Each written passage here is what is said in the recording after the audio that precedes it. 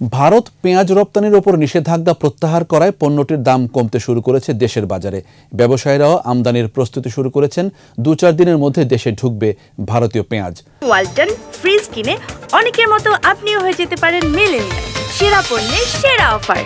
৫ মাস বন্ধ থাকার পর রপ্তানির ওপর নিষেধাজ্ঞা প্রত্যাহার করে প্রজ্ঞাপন জারি করেছে ভারতের বৈদেশিক বাণিজ্য সংস্থা।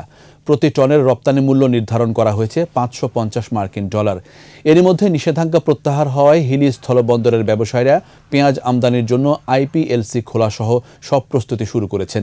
এদিকে ভারত রপ্তানি উন্মুক্ত করায় দেশের সবচেয়ে বড় ভোগ্য পণ্যের পাইকারি বাজার চট্টগ্রামের খাতুনগঞ্জেও দাম কমতে শুরু করেছে। একদিনে কেজিতে কমেছে ৫ থেকে ৬ টাকা। হিলি ও খাতুনগঞ্জের ব্যবসায়ীরা বলছেন, ভারত সরকার রপ্তানির নিষেধাজ্ঞা তুলে নেওয়ায় বাংলাদেশে পেঁয়াজের আর কোনো সংকট হবে না।